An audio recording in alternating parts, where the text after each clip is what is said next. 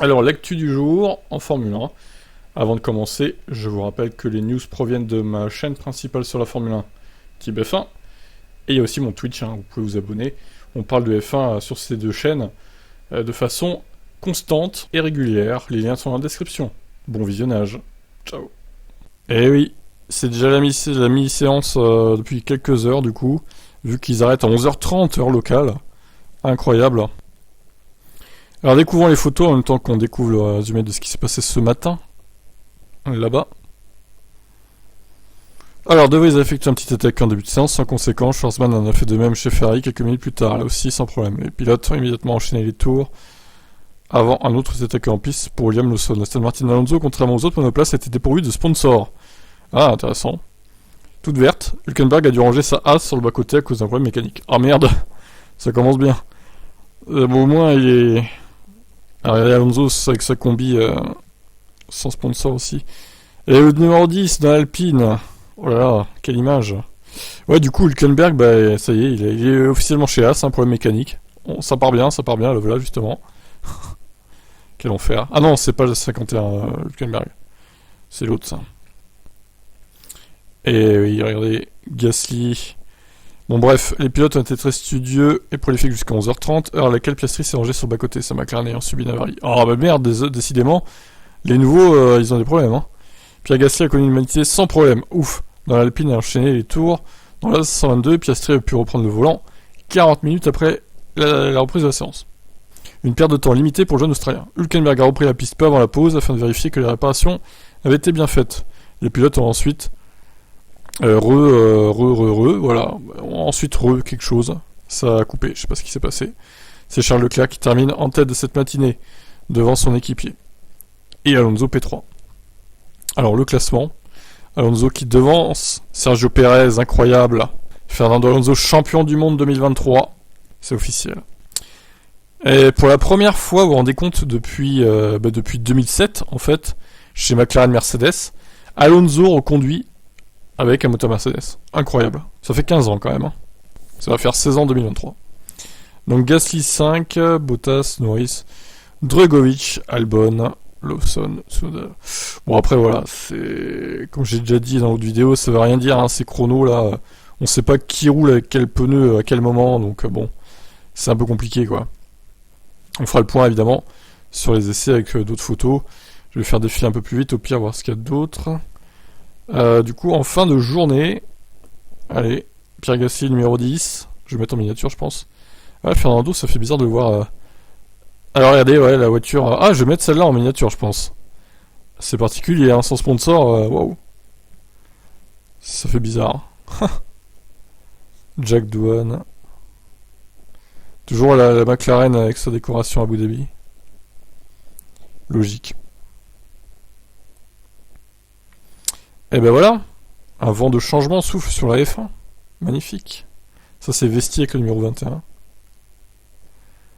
Ah ouais, le Stone, trop bizarre.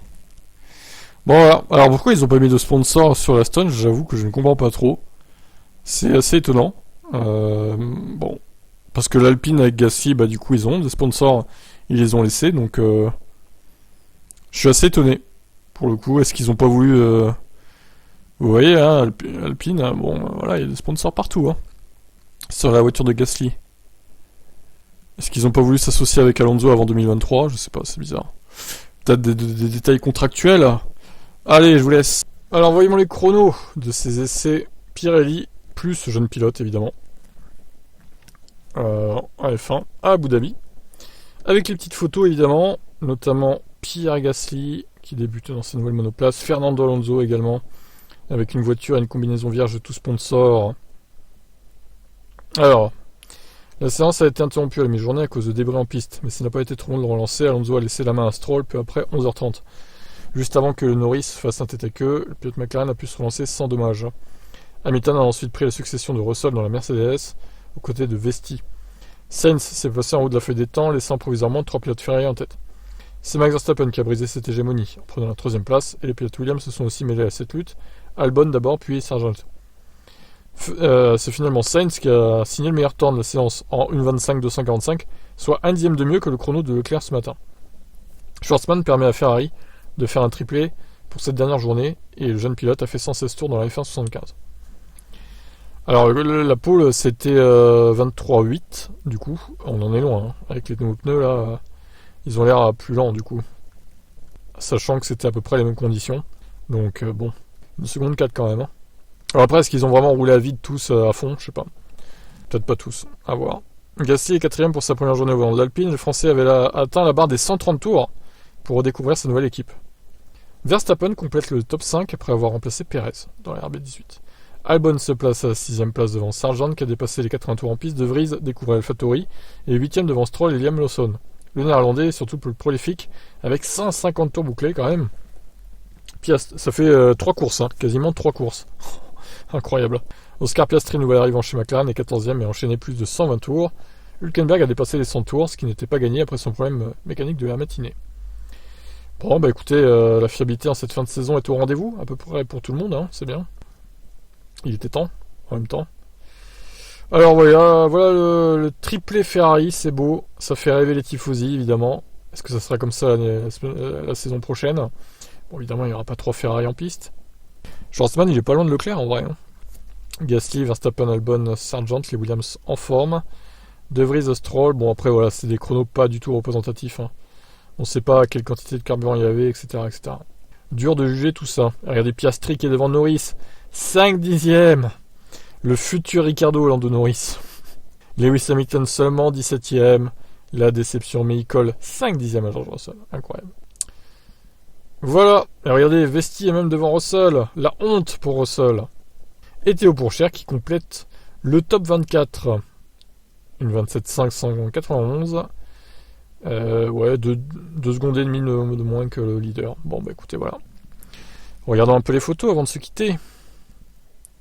Voilà, c'était les dernières fois en piste d'une monoplace 2022, tout simplement. Et oui, émouvant, non? Ouais, pas trop, on avait hâte que ça se termine, hein, quand même. Hein. Pour être honnête, bon. Bon, maintenant, il va falloir attendre plusieurs mois, c'est le problème, mais bon. C'est le jeu, m'a pas voulu 7, comme on dit. Voilà pour ça, je vous laisse. Ciao. Alors, Papu Hülkenberg, il est un peu fatigué, je vous avoue. Ah bah oui. 110 tours dans la tronche, directement. Dur, hein. Ça fait une bonne journée de travail, un bon roulage avec de nombreuses impressions déjà sur la voiture et beaucoup de données collectées. Ce qui était l'objectif. Nous avons déroulé notre programme avec succès, il y a beaucoup de choses à digérer et à analyser maintenant et au cours des 2 prochaines semaines avec l'équipe. Aujourd'hui, il s'agissait d'apprendre les pneus pour 2023, d'apprendre leurs caractéristiques et avec ces journées de test, vous avez un peu plus de temps pour essayer des choses. Je suis satisfait et heureux de la journée. Il y a eu un peu de dégradation humaine de mon côté vers la fin de la journée. Je me suis mieux débrouillé que prévu pour être honnête. Je suis fatigué mais ça va, c'est bien. Il y a maintenant 3 mois de préparation acharnée pour se mettre en totale forme physique. J'ai un plan et je sais ce qu'il me reste à faire. Alors Pietro, nous avons fait un peu moins de 100 tours de test avec les nouveaux pneus. Encore une fois, je me sentais à l'aise. Dans la voiture, et rapide dès le départ. Bon, après, voilà, on s'en fout de lui. Hein. Honnêtement, voilà, il sera jamais titulaire, hein, Fittipaldi. Hein. Bref, pour résumer, Hülkenberg un peu fatigué. Mais bon, avec un peu d'entraînement durant l'hiver, ça devrait aller, je pense. Par contre, je me pose la question, s'il n'arrive pas à tenir le choc pour l'année prochaine... Bah, il fera qu'une seule année, Nico. Attention quand même, hein. Je vous laisse commenter. Pierre Gasly, très content de son Alpine, ça lui change de son AlphaTauri 2022, qui était catastrophique. C'était très spécial de conduire pour ma nouvelle équipe, j'ai encore beaucoup à découvrir, mais c'était vraiment bien. C'est ma première sensation avec Alpine, ma première fois en piste avec cette voiture. Je dois dire que la matinée était extrêmement fluide, une très bonne adaptation évidemment.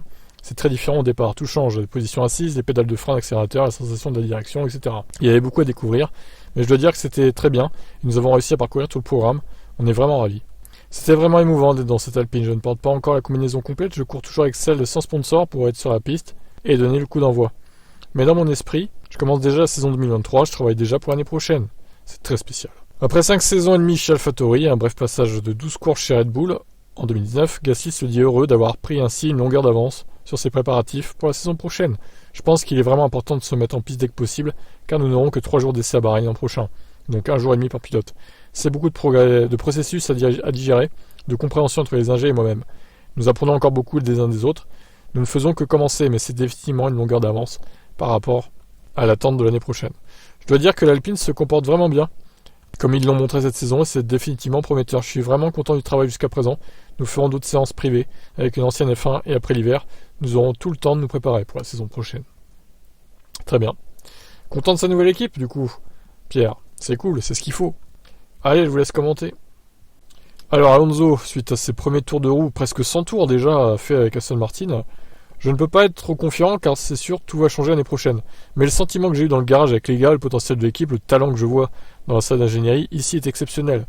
Donc je suis vraiment heureux en ce moment. Quand j'ai signé pour Aston Martin, j'étais heureux à 90%. Quand ils ont commencé à s'améliorer et à finir la saison en beauté, j'étais à 100%. Ce matin j'étais à 100%, maintenant je suis à plus de 100%. Incroyable. Alors, la monoplace lui a convenu, mais il ne réfléchit pas pour le moment à la compétitivité de sa future F1. J'ai été agréablement surpris par tout, mais la voiture de cette année n'est pas proche de ce que nous allons courir l'année prochaine, donc il n'y a pas de quoi être confiant ou quelque chose comme ça. Il n'y aura pas de continuité avec cette voiture. Ok, donc ils vont tout changer, quoi. C'est sûr qu'ils ont eu un week-end très fort ici, Sébastien s'est qualifié devant moi, donc je pense pas qu'il y ait beaucoup de différence entre Aston et Alpine sur le week-end entier. J'ai ressenti fondamentalement la même chose aussi, une voiture très compétitive. La voiture se comportait bien, nous avions quelques inquiétudes sur le retour de la direction, car avec Alpine, la première année, nous avons dû travailler beaucoup pendant près de 5 mois sur l'assistance et le retour de la direction. Nous avions quelques inquiétudes dont nous avons parlé ces dernières semaines, donc c'était une bonne surprise de voir que je me sentais bien avec le système d'Aston Martin et que nous n'avions pas besoin de changer grand chose. Oui, apparemment l'année dernière c'était compliqué parce que il fallait une certaine direction assistée à Fernando, ça lui convenait pas, c'est pour ça qu'il était derrière Ocon apparemment, bon, admettons. Donc il a ainsi pu effectuer une comparaison directe par rapport à Alpine. C'est évidemment très utile lorsque vous avez une comparaison directe d'il y a 2 jours, sur le même circuit, dans les mêmes conditions. C'est merveilleux parce que vous pouvez repérer beaucoup de choses. Ainsi, l'Espagnol se félicite d'avoir des pistes sur lesquelles travailler. D'abord le baquet, parce que c'est un peu douloureux du côté gauche. Mais je dois maintenant passer en revue tout ce que j'ai ressenti dans mon esprit. Il y a des petites choses, la plupart d'entre elles sont le confort, pas vraiment l'équilibre en lui-même ou le comportement de la voiture, les tonalités des changements de vitesse, de la voie des stands, les messages sur le tableau de bord. Lorsque vous effectuez un changement, la durée d'affichage d'un message sur le tableau de bord. Bon, des trucs de détail, quoi. Hein. C'est ce genre de choses, évidemment, car vous êtes habitué à une configuration, une certaine config, et vous essayez d'adapter les choses, de voir d'une manière plus naturelle. C'est donc ce genre de choses qui est probablement la priorité pour le moment. Alonso ne part pas sans un dernier tacle à Alpine, puisqu'il laisse saluer la fiabilité du moteur Mercedes, malgré le kilométrage important que celui-ci avait engrangé lors des derniers week-ends. Quand ils m'ont dit le kilométrage du moteur hier soir, j'étais inquiet parce que j'ai dit que ce chiffre était élevé, selon mes standards. Mais nous avons fait 97 tours sans problème. Donc c'est exceptionnel. Ok, bon, en gros, le moteur Mercedes est plus fiable que celui d'Alpine, que le Renault, quoi. Ce qui n'est pas étonnant en soi, vu les problèmes que Alpine a eu avec sa monoplace. D'où le moteur, notamment. Donc, bon. Bon, en tout cas, il a l'air assez content, Fernando, de ses premiers tours de roue avec Aston Martin. Bon, après, il a bien dit, hein, attention, l'année prochaine, ça sera pas la même voiture, donc... Là, c'est pas mal. Maintenant, il faut que ça reste comme ça pour lui. Et ils vont tout faire pour, évidemment. Allez, ciao. Russell qui bat Hamilton, c'est sans pertinence. Une année particulière pour Lewis. Il m'avait dit en début de saison que je finirais devant lui. Bon, ok, Russell, on l'a vu. Cependant, Wolff, il ne courait pas pour un championnat du monde. Ils n'ont pas couru pour des victoires à part le Brésil.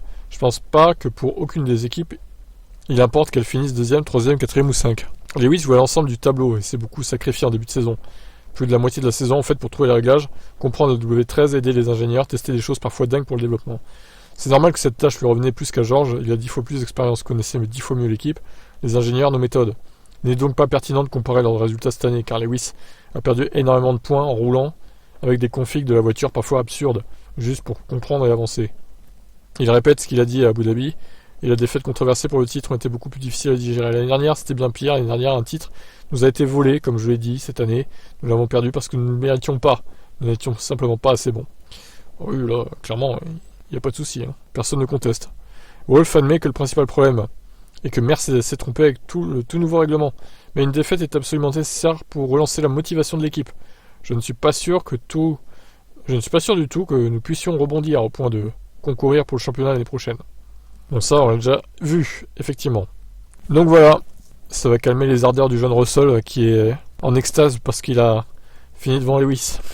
Bon, même s'il est conscient de ça aussi, hein, Russell, il est pas idiot. Hein. Je vous laisse commenter. Ferrari révèle avoir baissé la puissance de son moteur de 30 chevaux. Oh, c'est énorme.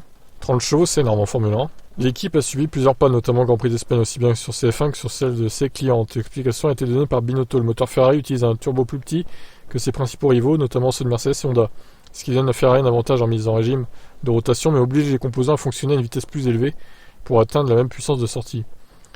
Il a révélé que Ferrari avait réduit la vitesse à laquelle le turbo de son moteur fonctionne lors du Grand Prix du Mexique, confirmant ainsi les rumeurs émises à l'époque. C'est d'autant plus visible qu'en raison de la rareté de l'air à haute altitude, les composants en danger de défaillance sont encore plus sous contrainte. Ferrari avait toutefois réduit dès le mois de juillet le rendement maximum du turbo. Ça a coûté des performances importantes à l'équipe. 30 chevaux, soit 3 dixièmes au tour. Nous avons dû baisser la puissance pour faire la saison, sans prendre des pénalités toutes les 2 ou 3 courses. Alors, moi je me pose la question, justement, est-ce qu'il va mieux pas prendre ces pénalités? Parce qu'on rappelle, bon, au début c'est 10 places, ça coûte cher, c'est vrai. Mais après les pénalités, c'est que de 5 places finalement. Donc si Ferrari faisait 1 et 2 à chaque fois en qualif, il partait 6 et 7, c'était pas la fin du monde en vrai. Hein. Ils auraient pu rattraper sur un rythme de course effréné le retard, hein, je pense. Bon, après il y avait toujours le risque que ça casse, c'est vrai, mais bon. Moi je dis, ça aurait pu se tenter quand même pour jouer le titre jusqu'au bout. Une meilleure fiabilité du moteur sera la priorité absolue de Ferrari cet hiver. C'est notre priorité parce que gagner, vous devez être fiable. Pour gagner, vous devez être fiable et ça n'a pas été le cas dans la saison, qui n'a pas été équilibré à cause de ça. La seconde priorité sera bien entendu le châssis de la voiture, car si nous avons été très compétitifs en qualif, ça n'a pas toujours été le cas en course. Notre rythme de course, qu'il s'agisse de la dégradation des pneus ou du rythme de course pur, n'était pas suffisant pour une meilleure position. Si vous développez une voiture rapide et fiable, oui, vous pouvez faire des erreurs de stratégie ou d'arrêt au stand, mais vous pouvez toujours compenser par le fait que la voiture en elle-même est rapide et fiable. C'est donc là que nous devons mettre tous nos efforts. Eh ben bonne chance. J'ai rien d'autre à dire. Voilà. En tout cas, ça explique pourquoi les perfs ont chuté clairement à partir de l'été, quoi. Et surtout à la reprise de la saison. Allez, ciao. 3 anciens pilotes prédisent le retour de Vettel en Formule 1. Alors, Stuck, le fameux, toujours lui. Je me souviens pas qu'un pilote ait jamais reçu un tel adieu. Je pense qu'il reviendra. Je peux pas imaginer que le volant, le combat et l'ambiance ne lui manqueront pas. Pour moi, la question est plutôt de savoir combien de temps ça prendra. Il a contribué à façonner la Formule 1. Maintenant, il va dans une autre direction. Bien sûr, vous pouvez avoir des opinions différentes, mais vous devez être aussi un peu prudent. Si je suis un coureur et que j'ai passé toute ma vie à essayer de réussir, je ne peux pas soudainement passer à un écologiste. Ça n'a pas de sens. Ralf Schumacher, il est d'accord avec Stuck. Vous pouvez voir avec Hülkenberg et aussi Fernando Alonso que ces gars veulent toujours revenir ou continuer. Enfin, bon, après... Hülkenberg, certes, a des enfants, mais Alonso n'en a pas, du coup. C'est pas pareil que Vettel. Hein. D'ailleurs, je sais pas combien il a d'enfants. Hülkenberg, il en a pas 3, hein. Je pense pas. Bref, il y en a qu'un, je crois. Les nouveaux pilotes mettent beaucoup de temps à atteindre le niveau d'expérience de Sébastien, donc je le vois déjà avec une chance de revenir dans 1 an ou 2. Je ne sais pas s'il le fera réellement, mais peut-être qu'après 1 année ou 2 avec la famille, il aura la force d'entamer un retour. Jacques Villeneuve pense aussi qu'on va le revoir. Ce fut une année difficile pour Sébastien, mais il s'est beaucoup occupé de choses en dehors de la course. Il est bien revenu. Lors des dernières courses, la Formule 1 va vraiment lui manquer. Je serais pas surpris qu'il revienne dans un rôle ou dans un autre. Quand vous avez été là pendant si longtemps, vous arrivez à un point où vous en avez assez. Vous voulez alors peut-être passer à autre chose à la maison, avec votre famille, mais après quelques mois, ça pourrait changer. Peut-être qu'il recommencera à s'agiter. Eh ben, l'avenir nous le dira, du coup. L'avenir nous le dira. Dans quelle équipe il pourrait revenir? De toute façon, après, tout est bouché, là, je sais pas. Compliqué, hein. Bon, vous pensez qu'on va le revoir ou pas? En course, en titulaire. Allez, ciao. Alors, Mazepin refait parler de lui. Sur Instagram, il a publié un long message. On va le lire ensemble. J'étais à la course de F1 ce week-end à Abu Dhabi. C'était agréable d'être ici en tant qu'invité, de voir de vieux amis. J'ai pensé à quelques mots de sagesse que je pourrais partager avec Seb, Daniel, Niki et Mick, alors qu'ils se préparent à passer à autre chose. Donc voici ce qui vous attend en 5 étapes. Étape 1, le déni. Vous allez vous retrouver à tourner en rond autour de votre immeuble. Ne faites pas l'erreur que j'ai faite. Mettez votre chrono en marche. Il est tout à fait possible que notre équipe de F1 soit intéressée par vos résultats et vous n'aurez pas à endurer les 4 étapes suivantes. Étape 2, la colère. Vous reprochez à tout le monde, sauf à vous-même, d'avoir dû quitter la Formule 1, en particulier l'équipe de tournage de Drive to Survive. Vous regardez les courses de façon obsessionnelle et vous criez sur l'écran. Alors, en gros, ça, c'est tout ce qu'il a vécu lui, ou c'est... Étape 3, les négociations. Vous tenez une conférence de presse au cours de laquelle vous affichez un visage courageux et remerciez le directeur de l'équipe qui vous a licencié dans l'espoir que votre sourire enjoué et votre charme naturel vous permettent d'obtenir une place dans une nouvelle équipe. Étape 4, dépression. Boire, faire la fête sur un yacht, dormir, prendre 5 kilos, répéter en boucle sans fin. Ce ne sera pas une étape facile à passer, mais vous a mis la pression. Étape 5, acceptation. Félicitations, vous avez atteint le dernier Grand Prix où l'on vous montre la sortie.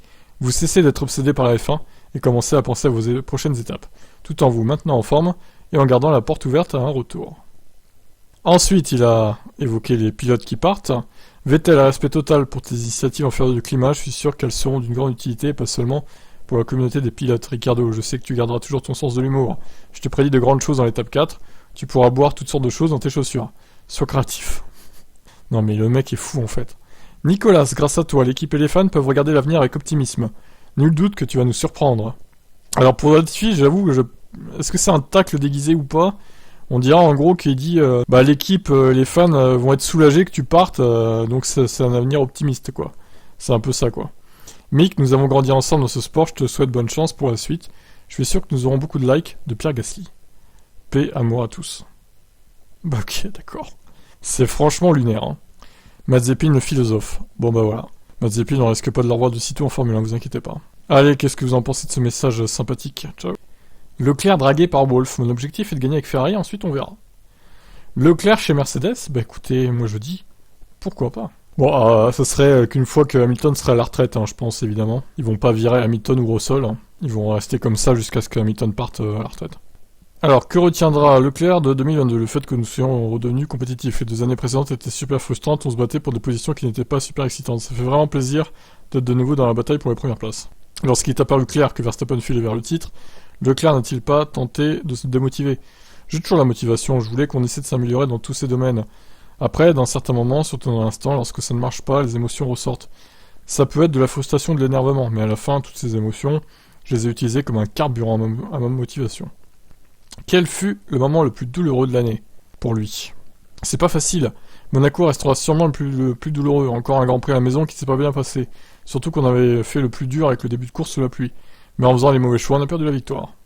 Leclerc ne devrait-il pas aussi hausser le ton à Maranello, remettre en cause les stratégies?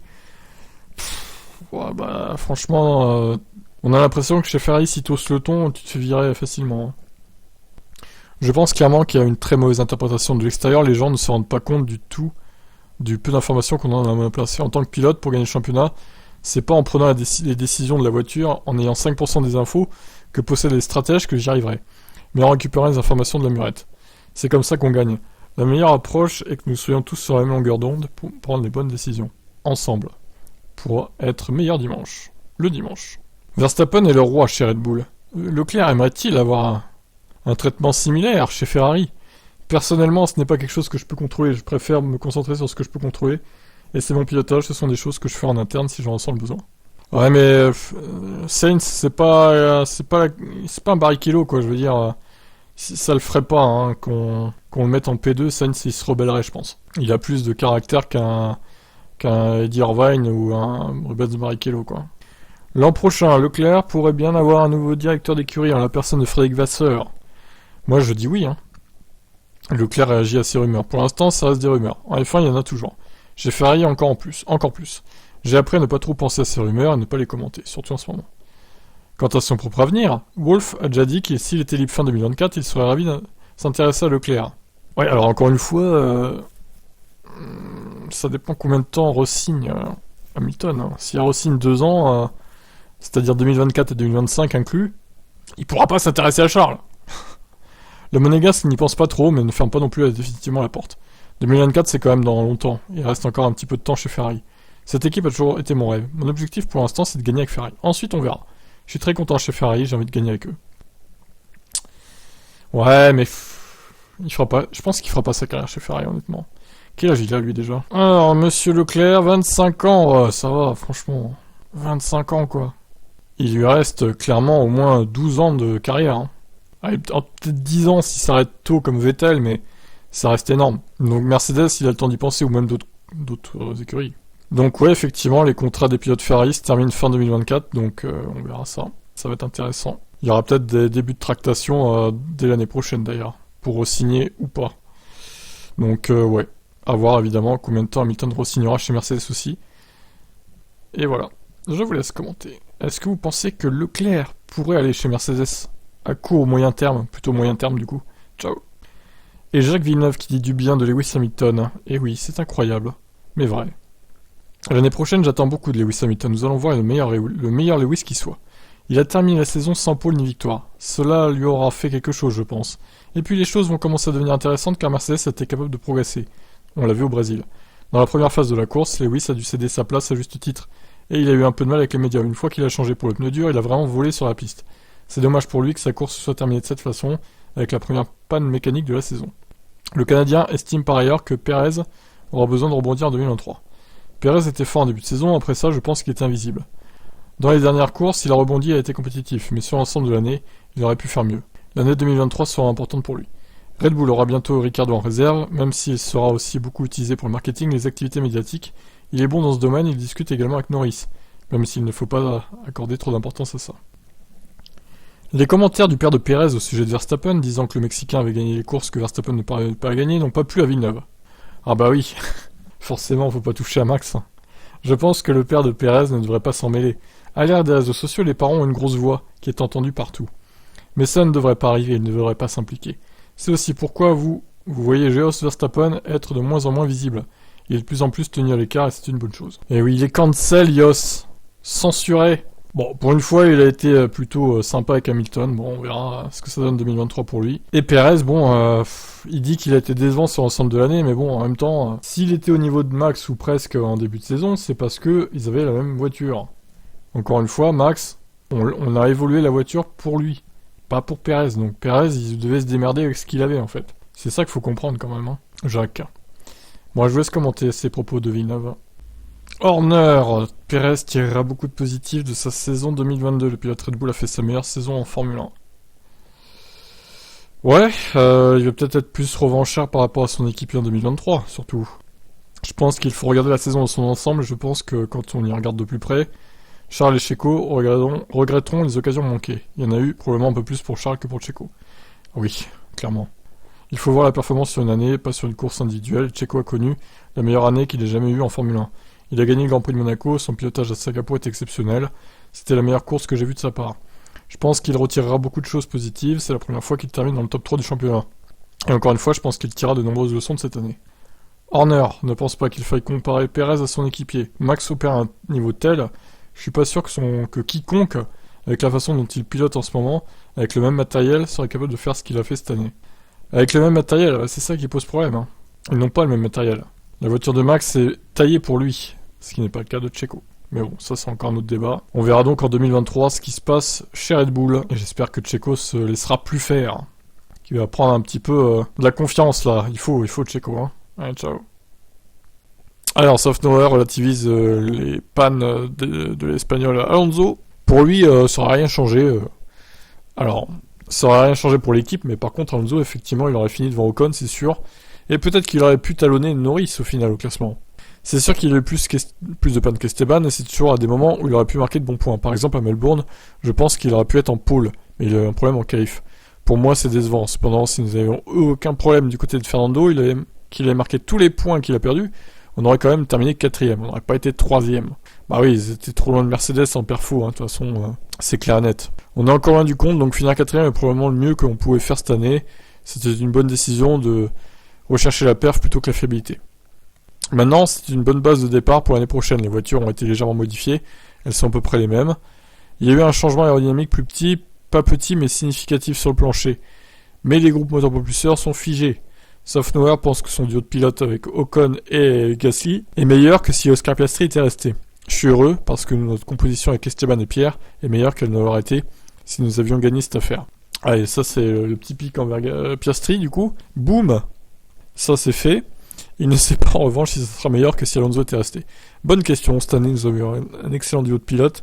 Fernando a fait un travail fabuleux. Il est toujours super rapide, je suis content de mon équipe. Mais demandez-moi l'année prochaine et je vous répondrai. Je pense pas qu'ils disent que le duo 2023 est moins bon que le duo 2022. De toute façon, quoi qu'il arrive, hein. Ça serait un peu étonnant. Donc voilà. Ils ont fini 4ème du classement constructeur, effectivement, mais en même temps, ils ont eu aussi de la chance que McLaren n'ait que un pilote ennemi. On peut rappeler le nombre de points que Ricciardo a ramené, hein, mais c'est juste anecdotique, quoi. Alors, Ricciardo, 37 points, Norris, 122. Oh putain, quand même. Oh. C'est plus de 3 fois moins. C'est plus de 3 fois moins, c'est juste incroyable. Franchement, si McLaren avait eu un vrai deuxième pilote, McLaren était largement devant Alpine, en vrai. Hein. Faut voir combien de points il a marqué par rapport aux Alpines, hein, Norris. Hein. C'est 30 de plus qu'Ocon, quand même. Hein. Donc il dit que la stratégie de privilégier la perfo au détriment de la fiabilité était la bonne. Mais moi, je pense qu'ils ont eu de la chance quand même. Ça aurait pu ne pas se passer comme ça avec un vrai deuxième pilote dans la voiture, chez McLaren. Bon, vous en pensez quoi, vous? Ciao. Russell est incroyablement fier de sa saison d'avoir battu Hamilton. Alors, ouais, tu l'as battu peut-être. Sauf que bon, il s'est passé des choses en début de saison quand même, hein. Plus l'abandon à Abu Dhabi qui lui a encore coûté des points. Bon, à ce pas, c'est la faute d'Hamilton, je suis d'accord. Je me sens incroyablement chanceux d'être dans une équipe telle que Mercedes et coéquipier de Lewis. Il m'a vraiment poussé à mes limites en tant que pilote. J'ai beaucoup appris en affrontant quelqu'un comme lui dans la voiture. Il n'y a pas de meilleure référence. Si vous m'aviez dit qu'en début de saison je finirais devant lui, j'aurais été incroyablement fier et incroyablement heureux avec ça. Parce que 9 fois sur 10, si tu termines devant Hamilton, t'es champion. Nous avons tous eu nos propres difficultés. Je ne doute pas qu'il va probablement revenir à son niveau normal l'an prochain. Il y a eu un début de saison très difficile quand les choses n'allaient pas vraiment bien pour lui et qu'elles allaient probablement un peu mieux pour moi. Ça a un peu changé la seconde moitié de saison, mais en regardant la saison dans l'ensemble, ça s'est probablement équilibré. Je pense que c'est évidemment une saison de construction de notre caractère pour nous en tant qu'équipe de course qui doit revenir au premier plan. Nous avons tellement de points positifs à prendre pour moi personnellement. Première pole, première victoire. Compte tenu de la saison que nous avons eue, c'est un énorme exploit. Nous avons tous des attentes très élevées dans cette équipe. J'ai des attentes très élevées envers moi-même et nous savons que nous devons relever la barre en 2023. Nous sommes fiers de ce que nous avons accompli au Brésil, mais je suis ici pour essayer de devenir champion du monde. Nous avons un long chemin devant nous. Bien sûr, c'est bien de vous débarrasser de cette pression. Vous n'êtes pas aussi bon que lors de votre dernière course, et la dernière course était ici à Abu Dhabi. Donc il est content d'être vainqueur, en résumé. Bien sûr, c'était un peu une prise de conscience pour nous tous, il y a encore un long chemin à parcourir. On a terminé 5ème de la course et 4ème du championnat de pilote. Je vais regarder en arrière avec beaucoup de fierté ma saison, mais je sais qu'il a beaucoup amélioré si nous voulons nous battre avec Verstappen et Red Bull. Eh oui, rien n'est fait pour Mercedes malheureusement. Pas gagné qu'il joue le titre l'année prochaine, hein. On va attendre de voir. Ouais, ciao. Alonso est prêt à faire quelque chose de spécial chez Aston Martin. Bah alors déjà, t'as pas de sponsor, Fernando, donc tu n'as pas le droit à la parole. Les gens qui n'ont pas de sponsor sur leur voiture doivent se taire. Non, en vrai, c'est bizarre quand même. Ah bah on a l'explication là. Alors, un vierge sponsor pour respecter les contrats encore en cours avec Alpine. Ouais, ok, mais sauf que Gasly, lui, sa voiture n'est pas vierge de sponsor. Alors peut-être qu'il a pas ramené de sponsor comme lui, comme Alonso pour le coup, mais ouais, bon, l'explication peut se tenir effectivement. Je crois que je peux faire la différence en ce qui concerne les moments cruciaux des courses ou avec mes expériences. Nous avons tous un grand talent pour conduire des voitures rapides. C'est plus une question de tête et de contrôle de certaines choses. Alors, il dit qu'il a terminé ses 2 années chez Alpine après avoir retrouvé la meilleure forme de sa carrière, après ces 2 années d'absence. Lors des dernières courses de la saison, comme au Mexique, Austin ou Brésil, j'étais plus proche du niveau de 2012 ou 2010 que l'année dernière quand je contrôlais pas tout. L'année dernière, je n'étais pas à 100% confiant avec la voiture ou mon retour. C'était bien la saison, mais cette année, je me suis beaucoup plus fier de la façon dont ça s'est passé. Sa position au championnat n'a aucune pertinence, notamment derrière Ocon. Ce que je ressens à l'intérieur est plus important, et même si je marque de bons points et termine assez bien au classement malgré mes 60 points perdus à cause de la fiabilité, j'avais peut-être pas les meilleures sensations parce que j'ai un nouveau projet. Je continue en F1 uniquement parce que je pense que nous aurons une bonne chance. Réduire tous les écarts l'année prochaine n'est pas réaliste, mais nous devons poser les bases pour les futures voitures et travailler mieux que les gens qui nous entourent. C'est un environnement très compétitif, et pour devenir champion, vous devez livrer quelque chose de spécial. Je suis prêt à faire quelque chose de spécial de mon côté, et j'attends la même chose d'eux. En fin de compte, gagner le championnat est ce qui me motive chaque jour, donc je pense que le 3ème titre sera possible un jour. Peut-être pas l'année prochaine, mais qui sait dans le futur. Avec ce projet Aston Martin, alors là il revient en arrière parce qu'il y a quelques semaines il avait déclaré qu'il jouait le titre en 2023. Hein. Donc avec ce projet Aston Martin, il y a d'autres choses qui m'attirent, essayer de construire l'équipe non pas à partir de zéro, mais après cette année ils espèrent être beaucoup mieux. Lors des prochaines saisons, ils ont beaucoup de nouvelles personnes dans l'équipe, de grands talents, de nouvelles installations. Il semble que je les rejoins au moment où on peut faire quelque chose ensemble et devenir champion du monde un jour. Ouais, un jour, mais bon, t'as plus 30 ans, hein, Fernando. Tes saisons sont comptées en Formule 1. Tu vas peut-être pas t'éterniser jusqu'en 2026 non plus, Fernando, non? Je sais pas. Normalement, après 2024, on va commencer à se poser des questions si t'es encore légitime d'être en F1, hein, vu ton âge. Je ne sais pas si je piloterai encore cette année-là, quand la voiture pourra devenir championne, mais j'espère que je serai toujours dans l'organisation d'une manière ou d'une autre, et que je serai fier d'avoir participé à ce titre. En effet, l'âge commence à être un facteur pour Alonso, qui a déclaré qu'il s'attendait à continuer en F1 pour au moins 2 à 3 ans. Je vais prendre les choses d'année en année. La saison dernière, j'étais peut-être pas à 100%. Si je fais quelques saisons comme ça, comme l'année dernière, peut-être que j'arrêterai. Mais si je conduis comme je l'ai fait cette année par exemple, je continuerai quels que soient les résultats l'année prochaine, car je sais que l'équipe, je sais ce que je peux donner à l'équipe. Il admet qu'il avait dû adapter sa préparation pour la F1 en vieillissant. Je dois changer beaucoup de choses, je dois changer quelques-unes de mes routines d'entraînement, mes voyages, mes événements. La F1 est exigeante, en énergie, en hors-piste également. Je dois donc, peut-être, être plus efficace dans de nombreuses choses que je fais le week-end ou la semaine. Sur le plan physique, je dois faire encore beaucoup plus que ce que j'avais l'habitude de faire. Et j'ai plus 20 ans. Et oui, il a plus 20 ans. Donc voilà, en gros, ça joue le titre, on est conscient qu'il n'arrivera pas à jouer le titre l'année prochaine, ça paraît logique. Parce que quand même, ils partent de loin, hein, Aston Martin. Bon, même s'ils ont quand même fait des bons progrès cette saison, la fin de saison n'était pas trop mauvaise, mais on est loin d'être dans les perfs des meilleurs, hein. Loin, loin, loin. C'est même pas les meilleurs des autres au final. C'était Alpine les meilleurs des autres. Donc bon. Ça va être compliqué hein, pour jouer le titre, Fernando, quand même. Hein. Sois-en conscient. Allez, ciao. Mercedes admet avoir fait l'impasse sur un contrat avec Ricciardo.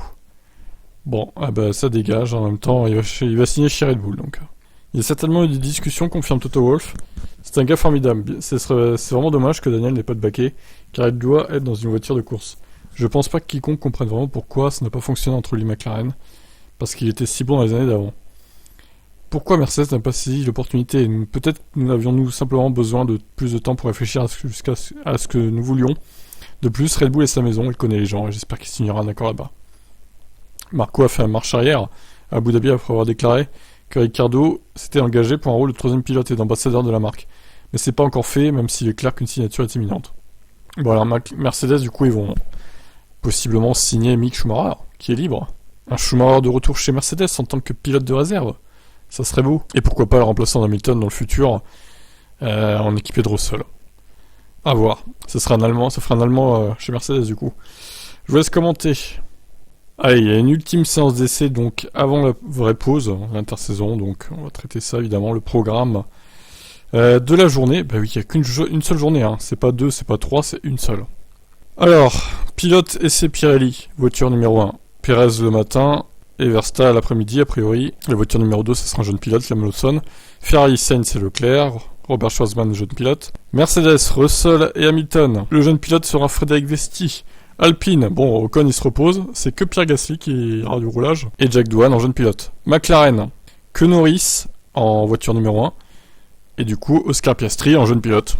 Forcément, ils se concentrent sur Piastri, ils ont pas mis un autre jeune pilote, ils auraient pu mettre pour le coup Piastri et Norris dans la voiture numéro 1 à se partager et mettre un autre jeune pilote, mais bon, ils ont pas choisi ça. Alpha, Bottas dans la voiture 1, Pourchaire dans la voiture 2. Alors Aston Martin, je comprends pas honnêtement. Pourquoi ils font rouler Lance Stroll? Honnêtement, Alonso, il a plus besoin de roulage dans l'Aston Martin que Stroll, hein, je crois qu'il connaît la voiture par cœur. Ils auraient pu le laisser toute la journée, Alonso, au final. Bah non, ils ont pas choisi de faire ça, bizarre. Donc Drugovic fera le jeune pilote. Hülkenberg, toute la journée dans la race, logique. Magnussen va se reposer, Pietro Fittipaldi, jeune pilote. Yuki Tsunoda dans l'AlphaTauri, Nick De Vries en jeune pilote. Ouais, logique aussi. Albon, Williams, dans la voiture 1 et Sargent en jeune pilote. Voilà.